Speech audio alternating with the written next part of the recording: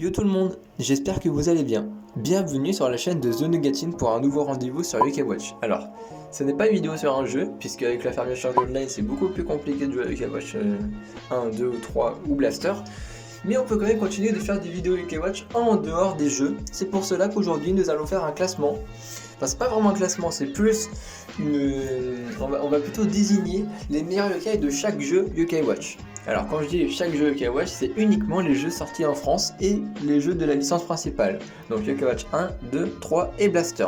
On ne prend pas en compte UK Watch Puni Puni, Wibble Wobble notamment, puisque ce ne sont pas des jeux principaux, et puis même Wibble Wobble n'existe plus, donc c'est plus compliqué de définir le gars le plus fort.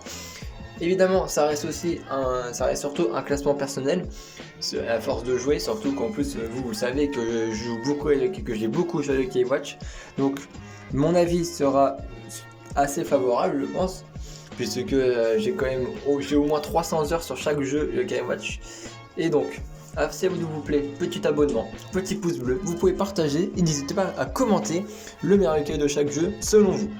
Alors, on va commencer dès à présent avec Yokai Watch 1.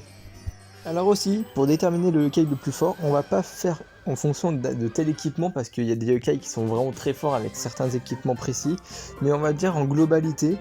Bon alors, dans Yokai Watch 1, c'est plus facile de définir le meilleur yokai du jeu tout simplement parce que les bons yokai sont assez limités. Genre je dirais qu'il y a une vingtaine de bons yokai dans Yokai Watch 1, donc c'est pas beaucoup. Donc il y a de très bons yokai qui auraient pu être top 1, notamment Kyubi qui est très fort dans Yokai Watch 1 parce que il réussit toutes ses attaques, il a de bonnes stats et tout, c'est plutôt propre. Tengu aussi est très fort.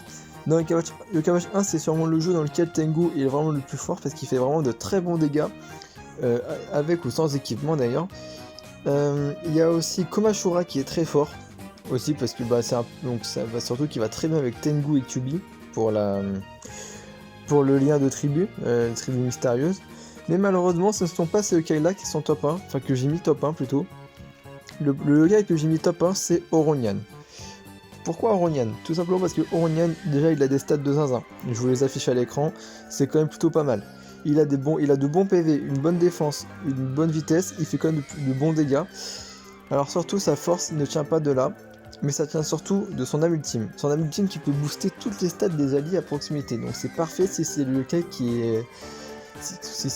est en avant avec deux autres yokai, parce que du coup les autres yokai de l'équipe, enfin les deux autres yokai qui sont à côté, vont recevoir le boost. Donc c'est très fort. Ça fait de Oronian un yokai très polyvalent parce qu'en plus de booster, il fait aussi de très bons dégâts. Et puis aussi, il est très fort contre les boss parce qu'il prend quasiment aucun dégât. C'est sûrement l'un des yokai les plus solides du jeu. Essayez de faire Orkanos avec sur Yokai Watch 1. Vous allez voir que les autres yokai de votre team, ils vont soit résister à peu de PV, soit sur un one shot. Lui, ça lui fait à peine la moitié de sa vie. Bon après, je parle du niveau max, évidemment. Donc Oronian, c'est aussi sûrement le jeu dans lequel il est le plus fort. Même si dans Blaster, il est aussi pas mal. Et Oronian, pour l'avoir, c'était au Bing Yokai, il fallait l'avoir avec une pièce 5 étoiles, une pièce costaud, enfin voilà, pour débloquer Gorgouille. Alors Gorgouille aussi, j'aurais pu le mettre top 1 parce qu'il tape très fort, mais c'est tout. Voilà, Gorgouille il tape fort, mais c'est tout. Il sait pas faire autre chose, donc je trouvais que ça passait pas trop le fait de mettre Gorgouille devant. Je trouve qu'Oronian mérite sa place. Dites-moi ce que vous en pensez, et puis nous allons passer à la suite. Yokai Watch 2. Bon, le Yokai Watch 2 est sûrement le jeu qui m'a donné le plus de difficultés pour trouver le meilleur yokai du jeu. Tout simplement parce que déjà il y a de meilleurs yokai, puis il y a plus de yokai aussi. Des yokai qui étaient nuls dans le 1 deviennent vraiment forts dans le 2, notamment Octorgombe qui devient vraiment fort dans le 2 avec plus de stats et tout. Il était pas mal fort aussi dans le 1, mais dans le 2 un peu plus. Puis aussi il y a des nouveaux yokai qui arrivent qui sont très forts, notamment Surpan aussi qui arrive, Maître Nyada aussi arrive. Et c'est deux yokai qui sont très solides aussi. Mais malheureusement, c'est pas eux que j'ai mis devant. Alors aussi, j'ai beaucoup hésité à mettre Coach Antonic devant. Mais le problème de Coach Antonic, c'est que il boost, il tape, et c'est tout. Le problème de Coach Antonic, c'est qu'en plus, il fonctionne avec très peu d'équipes. En fait, Coach Antonic, il fonctionne uniquement si t'as des vaillants à côté de lui. Bon, même si t'en as pas, ça peut marcher, mais c'est moins fort. Parce que le boost d'attaque des vaillants est plus important que le boost de défense de la tribu des costauds notamment. C'est pour ça qu'Oronian était devant. Mais le Yokai le plus fort pour moi, dans le 2, c'est pas Coach Sonic, c'est pas Surpan, c'est pas non plus Shogunyan qui est assez fort aussi, mais c'est pas lui. Pour moi, c'est Fouettard. Alors, Fouettard, pourquoi il est devant? Déjà parce qu'il peut se jouer dans beaucoup de teams. Ça, c'est très bien. Il peut aussi se jouer avec Coach Sonic, vu que c'est un vaillant. Il a un des meilleurs talents du jeu, le talent chasse-lame, qui est très fort. C'est notamment le talent à avoir pour battre Philomène. Genre Fouettard, c'est vraiment le Yokai à avoir si vous voulez battre Philomène. Bon, après c'est fait ça avec d'autres Yokai évidemment, mais Fouettard est vraiment excellent. Il tape fort. Il a une âme ultime qui est vraiment très pratique avec son talent, notamment s'il y a plusieurs ennemis, c'est très pratique. Alors bah voilà, le seul problème de Fouettard, c'est que s'il y a qu'un seul ennemi, bah il est pas si fort que ça. Mais il compense ça avec le boost des vaillants qui est donné si jamais vous le jouez avec Coach Antonic. Parce qu'en général, il y a le trio Shogunyan, Coach Antonic, Fouettard dans le 2, et Fouettard est vraiment un Yokai excellent. Alors évidemment, je sais qu'il y a d'autres Yokai qui auraient pu vraiment être vraiment devant. Bah, Maître Niada, Slurpan, Crochot aussi est très fort dans le 2. Et Oronian aussi est un peu moins fort parce que bah, il se fait power creep. Donc le power creep c'est quoi? Tout simplement, pour ceux qui savent pas, c'est tout simplement le fait que d'autres personnages arrivent, donc ça entraîne la chute des anciens. Bah Oronian, vu qu'il y a Coach Antonic qui est là, Coach Antonic qui est un peu meilleur, parce qu'il va avec de meilleurs Yokai, il va avec Shogunyan et Fouettard, bah Oronian reste fort.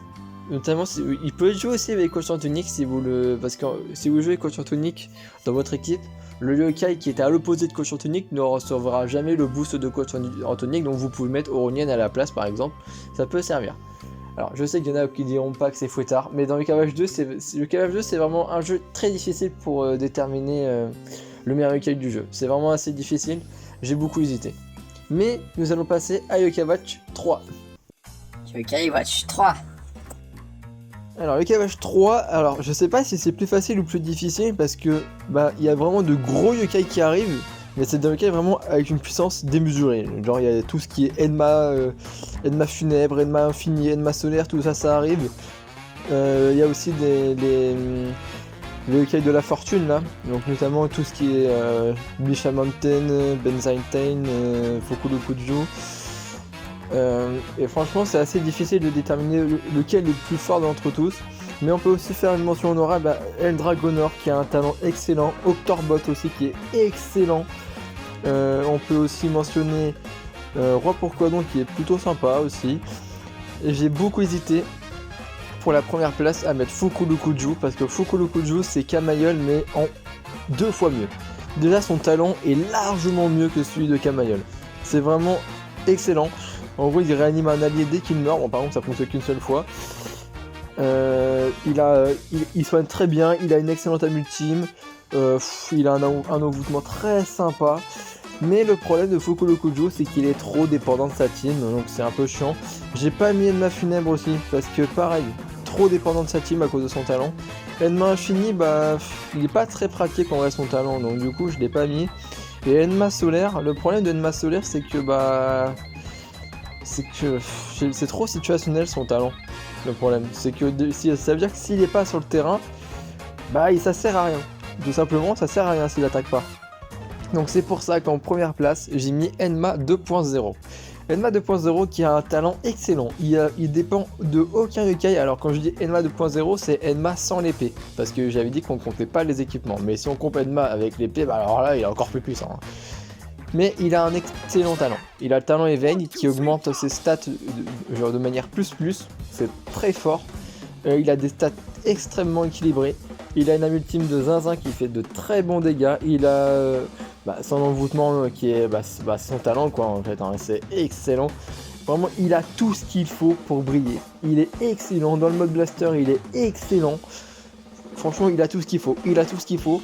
C'est clairement pour moi le meilleur yokai du jeu, même si c'est quand même serré parce que Fukulu Kuju mériterait aussi d'être devant, mais bon, trop dépendant de sa team. Et puis voilà. Bon, on va passer à Yokai Watch Blasters, c'est parti. Yokai Watch Blasters. Bon, pour Yokai Watch Blaster, si vous me suivez depuis longtemps, vous savez qui est premier, puisque j'ai sorti déjà une vidéo sur les meilleurs yokai de Yokai Watch Blaster. Mais pour Yokai Watch Blaster, en fait, je sais pas trop si c'est compliqué ou si c'est facile de déterminer le yokai le plus fort du jeu. Parce que en fait, le problème c'est que ça dépend. En fait, c'est un peu comme sur Overwatch. Un personnage, il a beau être nul, s'il est joué par un mec qui sait super bien jouer, bah, il va être très fort. Il peut même dépasser les plus forts, par exemple. Bah, c'est pareil sur Blaster. Mais globalement, il y a bien un yokai qui surpasse les autres. Alors déjà, mention honorable. Parce que Shogunyan dans Yokai Blaster, c'est l'un des meilleurs yokai du jeu. Il est excellent, il est trop fort, voilà, il a un talent, il a le meilleur talent du jeu. Yusapion B est excellent, Enma est excellent, il y en a tellement, il y a aussi Octorgon qui est excellent aussi avec son talent. Mais ce n'est pas ces yokai là. Tout simplement, pour ceux qui le savent, vous savez que Ultramax N est de loin pour moi le meilleur yokai du jeu. Parce que il est trop fort. Il a tout ce qu'il faut, il peut se soigner, il peut se booster, il tape relativement fort, c'est facile d'esquiver avec lui. Puis bon, après j'avais dit qu'on comptait pas les équipements, mais si vous équipez un porte-clés, il est littéralement intuable. Parce que même s'il est bas PV, bah avec son âme ultime il peut soigner, donc c'est trop fort. Et même si vous n'avez pas le porte-clés, si vous esquivez bien, bon normalement c'est assez facile d'esquiver parce qu'il a un talent qui augmente les chances d'esquiver. Donc c'est très fort, pour la survie c'est un excellent yokai pour survivre. Pour la chasse à l'orbe, il est excellent parce qu'en plus il a triple attaque plus attaque précipitée qui permet à Ultramax N d'être vraiment rapide. De plus, son âme ultime se recharge assez vite parce que c'est un yokai physique. Et les yokai physiques ont une âme ultime qui se recharge plus vite que les yokai d'esprit parce qu'ils attaquent plus souvent qu'eux. Donc Ultramax N ne dépend aussi de personne. Il peut tout faire tout seul. Alors le seul problème c'est que oui, il tape, il se booste, il peut taper fort. Mais si vous jouez avec le porte-clés ou même sans objet, bah vous allez survivre longtemps, mais le combat risque de durer très longtemps. Mais aussi, si je mets pas Enma, c'est parce que Enma il peut pas esquiver, peu importe le rôle. Hein. Enma il peut pas trop esquiver, même si le temps il a le champ de force plus, ça ne suffit pas. Et puis même, on va surtout prendre le combattant parce que j'avais dit qu'il n'y avait pas d'équipement. Le Enma combattant il peut pas esquiver, il a rien pour esquiver. Donc voilà, c'est pas si facile que ça de le mettre premier, ça c'est même impossible, hein. Pour moi Enma c'est pas le premier. Shogunyan il est fort, mais le problème c'est qu'il a besoin de toujours attaquer pour fonctionner, parce que son talent en fait c'est le talent voix rouge, il doit attaquer pour augmenter son attaque, ça veut dire que si il y a un moment où il attaque plus, bah il sert plus à rien, enfin il récupère, il est à nouveau sans boost, donc c'est chiant. Et Octorgon il est sympa, mais le problème c'est que Acte de disparition ne dure pas assez longtemps je trouve, et puis même ça met trop de temps à se recharger. Même s'il peut faire mal sans être invisible, ça ne suffit pas je trouve, puis même il est relativement fragile quand même Octorgon, on va pas se le mentir. Alors que Ultramax N c'est vraiment le yokai polyvalent du jeu, il est trop fort. En plus il est assez facile à avoir parce qu'on peut l'avoir Bingokai et tout, donc si jamais vous commencez le mode histoire et que vous voulez vraiment le rush, bah vous essayez de l'avoir Bingokai et puis c'est bon. Bon, je pense avoir fait le tour. Si vous voulez donner votre avis dans les commentaires, n'hésitez pas, tout est là. N'hésitez pas à aller sur le Discord, tout est en description. Et si la vidéo vous a plu, petit pouce bleu. Vous pouvez aussi lâcher un abonnement, ça ferait très plaisir. Je sors des vidéos dans la semaine. Et puis, n'hésitez pas à suivre l'aventure. C'était The Nuggatine, je vous dis à la prochaine. Ciao.